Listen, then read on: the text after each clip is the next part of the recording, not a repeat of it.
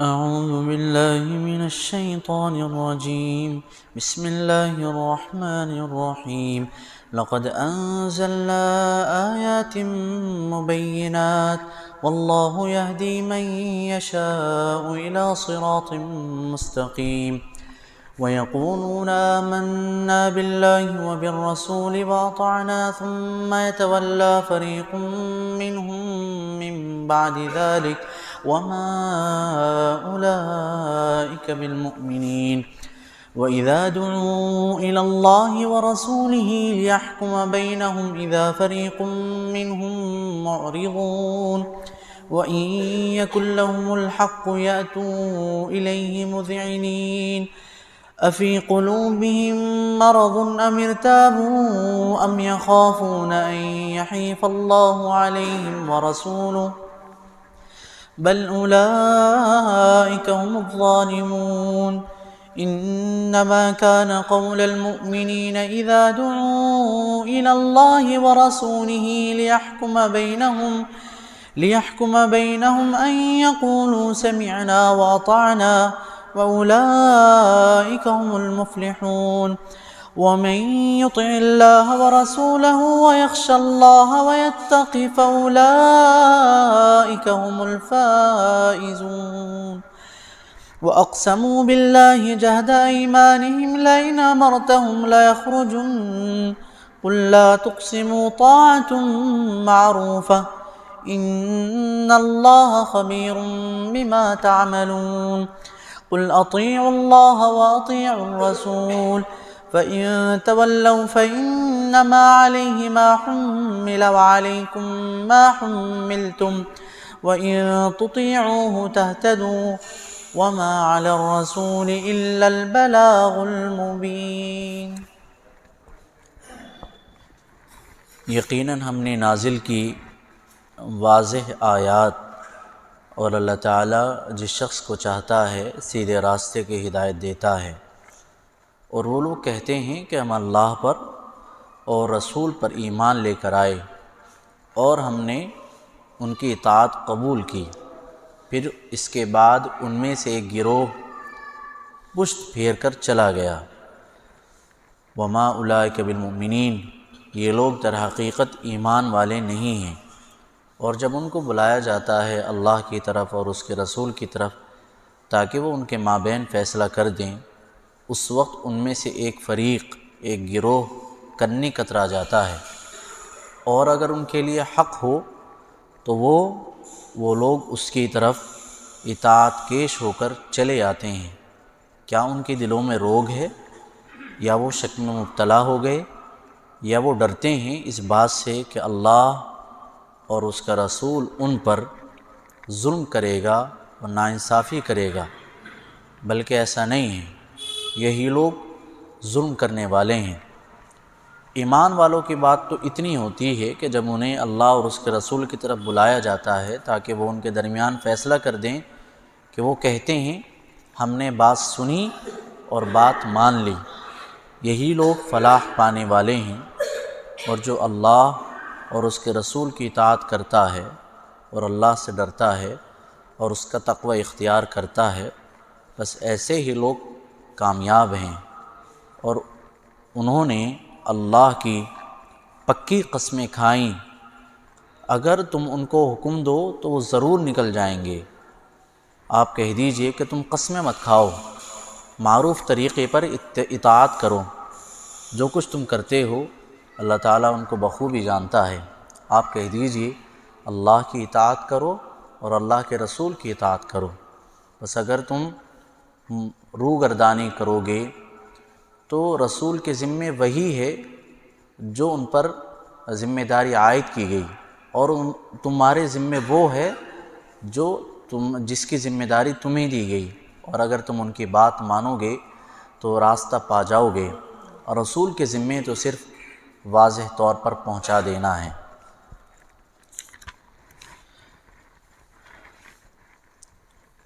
سورہ نور کی آیت نمبر 46 سے ہم نے کچھ آیات پڑھی ہیں. اللہ پاک فرماتے ہیں کہ ہم نے واضح آیات آپ کو نازل کر کے دے دی ہیں، کیا حلال ہے کیا حرام ہے، کیا صحیح ہے کیا غلط ہے، کیا اچھا ہے کیا برا ہے، یہ ہم نے آپ کے سامنے واضح طور پر آیات نازل کر دی ہیں۔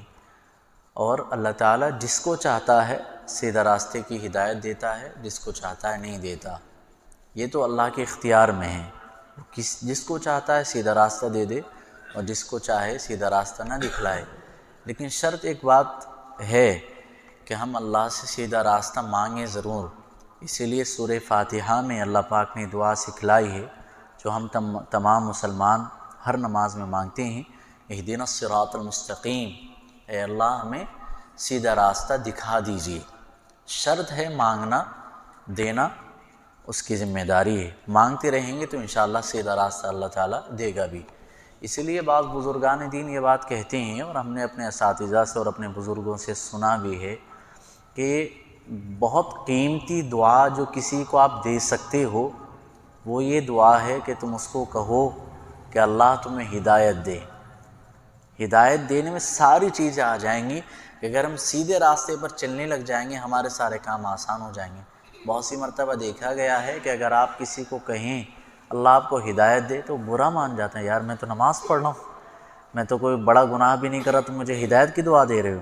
حالانکہ ہدایت کی دعا کا مطلب تو یہ کہ ہر وقت ہم ہدایت پر رہیں، تو یہ بہت شاندار دعا ہے اگر کسی کو دعا دینی ہو، اس لیے ہدایت کی دعا ہمیں ایک دوسرے کو دینی چاہیے۔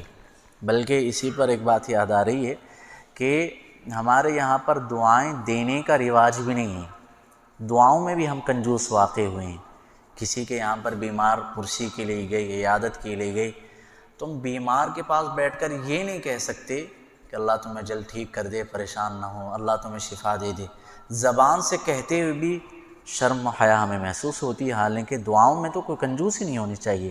چھوٹا بڑوں کو بھی دعائیں دے سکتا ہے، بڑے اپنے چھوٹوں کو تو دینی ہی چاہیے۔ والدین اپنی اولاد کو دعائیں دیتے رہیں، حالانکہ والدین اپنی اولاد کو دعا کم دیتے ہیں، نماز میں دعا کر لی بس چھٹی ہو گئی۔ اس کے علاوہ بھی ملاقات میں ایک دوسرے کو دعائیں دینے کا اہتمام کرنا چاہیے۔ عربوں میں بہت اچھا اہتمام ہے، کسی کے پاس آپ جاؤ تھوڑی دیر ملاقات کرو یا کچھ ہدیہ تحائف پیش کرو تو فوراً کہتے ہیں جزاک اللہ، اللہ تمہیں بہتر بدلہ دے، بارک اللہ، اللہ تمہیں برکت دے، ہداک اللہ، اللہ تمہیں ہدایت دے۔ تو ایک ایک جملے انہوں نے رکھے ہوئے ہیں دعاؤں کے لیے، ہمارے یہاں اس کا اہتمام نہیں ہے، تو اس لیے دعاؤں کا خاص طور پہ اہتمام کرنا چاہیے۔ اللہ پاک فرماتے ہیں کہ یہ منافقین کے متعلق اللہ پاک ایمان والوں کے بارے میں فرما رہے ہیں کہ ایمان والے کیا کہتے ہیں، ہم اللہ پر بھی ایمان لائے، اللہ کے رسول پر بھی ایمان لائے، اور اللہ کے رسول کی بات مان لی۔ ایمان والے یہ بات کہتے ہیں، لیکن ان میں سے ایک گروہ ہوتا ہے جو ہٹ جاتا ہے پیچھے۔ وہ گروہ کون سا ہے؟ منافق کا ہے، یعنی ثم یتولی فریق منہم من بعد ذلک، مسلمانوں میں سے ایک گروہ، ایک کمیونٹی ایسی ہے جو اللہ اور اللہ کے رسول کے راستے سے ہٹ جاتی ہے۔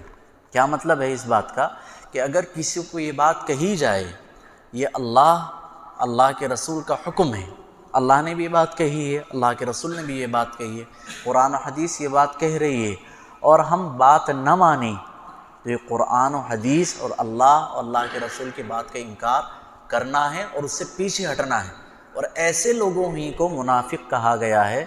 زبان سے تو کہہ رہے ہیں اللہ پر ایمان لائے، اللہ کے رسول پر، لیکن جب عمل کی بات آتی ہے تو پیچھے ہٹ جاتے ہیں، یہ منافقین کی علامت ہے۔ وما اولئک بالمؤمنین، ایسے لوگوں کے بارے میں اللہ پاک فرما رہے ہیں یہ لوگ سچ مچ کے ایمان والے نہیں ہیں۔ وہ ایمان کیسا ہے کہ آپ زبان سے تو دعوے کریں لیکن عمل نہ کر سکیں۔ ہم دن رات کہتے رہیں مسلمان ہیں مسلمان ہیں مسلمان ہیں، لیکن جب عمل کی بات آئے تو ہم پیچھے ہٹ جائیں تو ایسے ایمان والا تو نہیں۔ ہم کسی سے کہیں میں تمہاری مدد کے لیے تیار ہیں، ہم تمہاری مدد کے لیے تیار ہیں، اور جب وہ مدد کے لیے بلانے لگے، جی مجھے کام پڑ رہا ہے، مجھے کوئی تقاضا ہے، مجھے فلاں جگہ جانا ہے، تو یہ تو آپ کی محبت نہیں ہوئی، یہ تو آپ کا سچ مچ کا دعویٰ نہیں ہوئی، یہ تو جھوٹ موٹ کا دعویٰ ہے۔ اسی کو نفاق اور منافقت کہتے ہیں کہ زبان پر کچھ ہے، دل میں کچھ ہے۔ اور اللہ پاک فرماتے ہیں وَإِذَا دُعُوا إِلَى اللَّهِ وَرَسُولِهِ، جب لوگوں کو بلایا جاتا ہے کہ اللہ اور اللہ کے رسول کے پاس آ جاؤ تاکہ اللہ کے رسول تمہارے درمیان فیصلہ کر دیں، تو کنی کترا جاتے ہیں۔ کیا مطلب ہے اس کا؟ دراصل منافقین کا معاملہ یہ تھا، مدینہ منورہ میں جب اللہ کے نبی پہنچے ہیں وہاں پر منافقین بہت سارے لوگ تھے، تو منافقین کا یہ معاملہ تھا کہ جب منافقوں کا یہودیوں کے ساتھ کوئی معاملہ ہو جاتا، کوئی جھگڑا ہو جاتا اور انہیں یہ لگتا کہ ہم غلطی پر ہیں، تو وہ کہتے کہ نہیں ہم تمہارے مولویوں کے پاس جا رہے ہیں، ہم اللہ کے رسول کے پاس نہیں جا رہے۔ یعنی جب انہیں لگتا کہ ہم غلطی پر ہیں تو اللہ کے رسول کے پاس آنے سے منع کر دیتے۔ کیوں؟ اس لیے کہ اللہ کے رسول کے پاس آئیں گے تو انصاف کریں گے، ظلم کریں گے نہیں۔ اور جب انہیں لگتا وَإِن يَكُن لَّهُمُ الْحَقُّ يَأْتُوا إِلَيْهِ مُذْعِنِينَ، جب انہیں لگتا تو ہمیں تو کچھ ملنے والا ہے، ہم حق پر ہیں، ہمیں کچھ نہ کچھ ملے گا سامنے والے سے، پھر کہتے ہیں چلو اللہ کے رسول کے پاس چل رہے ہیں۔ یہ تو دوغلی پالیسی کہ مطلب کی بات آئے تو چلو ٹھیک ہے، مطلب کی باتیں تو سائڈ ہو گئی۔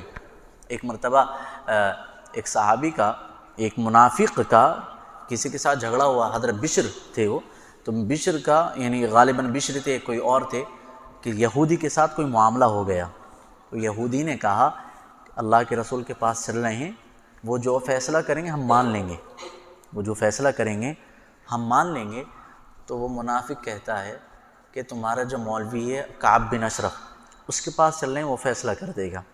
انہوں نے کہا بھائی اللہ کے رسول کے پاس چلو، کہ نہیں ہم وہیں جا رہے ہیں، کیونکہ انہیں پتہ، اس کا منافق کو معلوم ہے کہ اللہ کے رسول کے پاس گئے اللہ کے رسول انصاف کریں گے اور میری بے عزتی اور میری رسوائی ہو جائے گی۔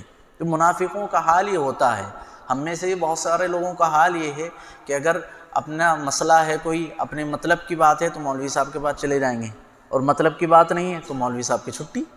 تو یہ غلط ہے، اللہ پاک کہہ رہے ہیں یہ چیز نہیں ہونی چاہیے۔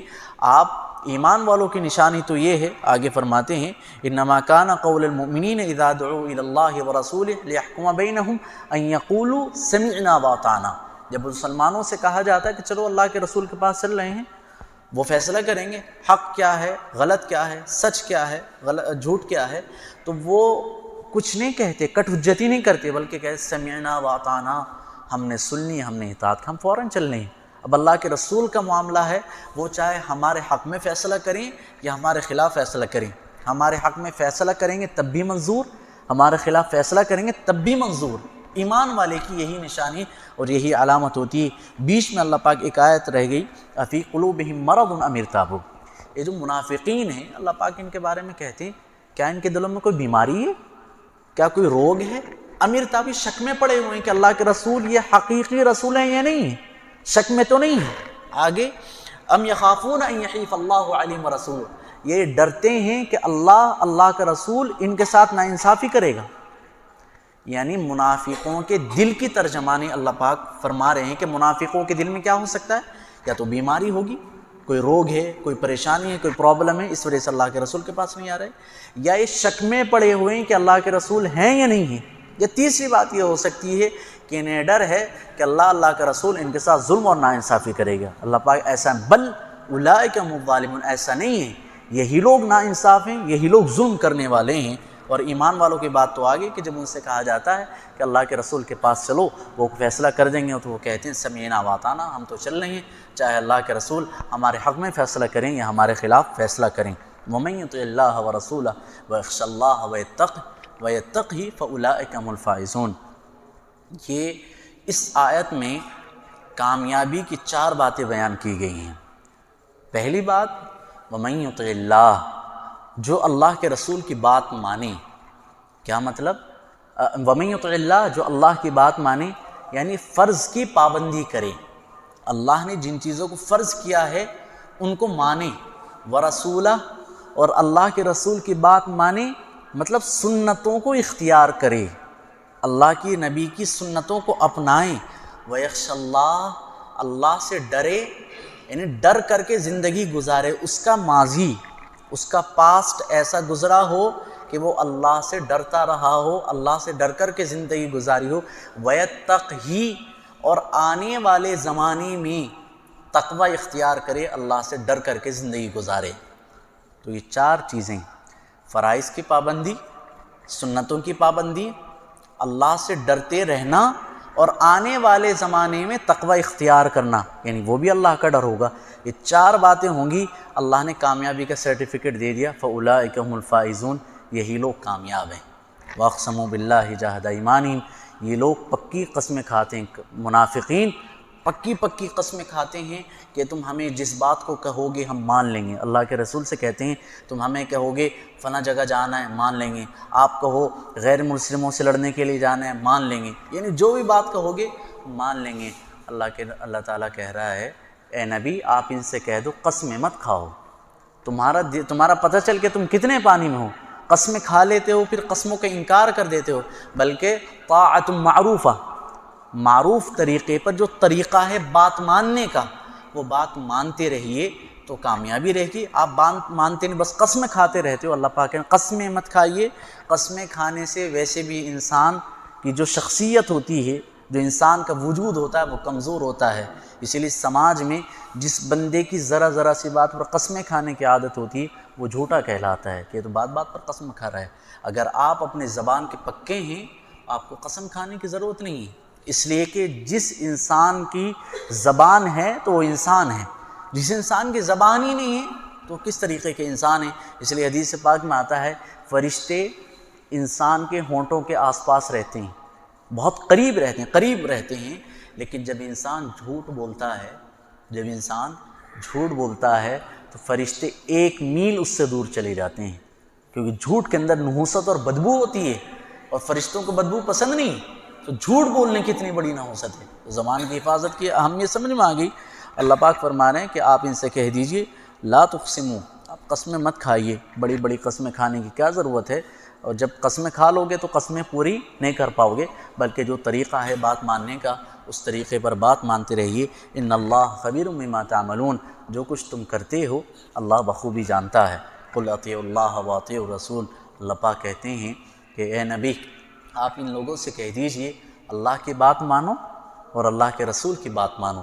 فَإِن تَوَلَّوْا فَإِنَّمَا عَلَيْهِ مَا حُمِّلَ وَعَلَيْكُمْ مَا حُمِّلْتُمْ، اگر تم اللہ کے نبی کی بات نہیں مانو گے تو اللہ کے نبی کی جو ذمہ داری ہے وہ اتنی ہے کہ ما علی الرسول الا البلاغ المبین، نبی کا کام بات کو پہنچا دینا ہے، عمل کروانا نہیں ہے۔ اگر آپ اللہ کے نبی کی بات نہیں مانو گے تو نبی کا کچھ نہیں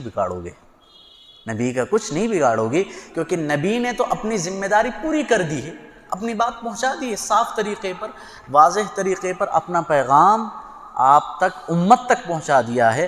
وَعَلَيْكُمْ مَا حُمِّلْتُمْ، اور تمہاری ذمہ داری وہ ہے جو تمہیں دے دی گئی۔ تمہاری ذمہ داری کیا ہے؟ تم نبی کی بات سنو، عمل کرو، اللہ کے رسول کی بات سنو، اپنے عمل میں لے کر آ جاؤ، اللہ جو کہہ رہا ہے اس کے مطابق زندگی گزارو۔ وَإِن تُطِيعُوهُ تَهْتَدُوا، اور اگر تم اللہ اور اللہ کے رسول کی بات مانو گے تَهْتَدُوا، آپ کو سیدھا راستہ مل جائے گا، ہدایت مل جائے گی۔ اسی طریقے قرآن کریم میں ایک جگہ پر آتا ہے اللہ کے نبی کے بارے میں اِنَّكَ لَا تَهْدِي مَنْ أَحْبَبْتَ وَلَكِنَّ اللَّهَ يَهْدِي مَن يَشَاءُ، اے نبی اگر آپ کسی کو ہدایت دینا چاہیں، سیدھا راستہ دکھانا چاہیں، نہیں دکھا سکتے۔ وَلَكِنَّ اللَّهَ يَهْدِي مَن يَشَاءُ، اللہ تعالیٰ جس کو چاہتا ہے ہدایت دیتا ہے، اللہ کے علاوہ کوئی نہیں ہے۔ بس وَمَا عَلَى الرَّسُولِ إِلَّا الْبَلَاغُ الْمُبِينُ، رسول کے ذمے تو اتنا ہے وہ اپنی بات پہنچا دے، بات پہنچا دی بات ختم ہو جاتی ہے۔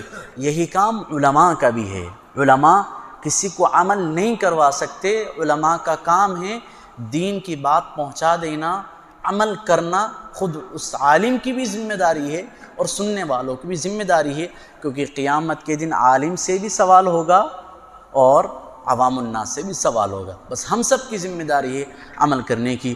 اللہ تعالی ہم تمام کو عمل کرنے کی توفیق مرحمت فرمائے۔ سبحان اللہ بحمدہ، سبحانک اللہم بحمدک، ونشہد ان لا الہ الا انت، ونستغفرک ونتوب الیک۔ سبحان ربک رب العزۃ عما یصفون، وسلام علی المرسلین۔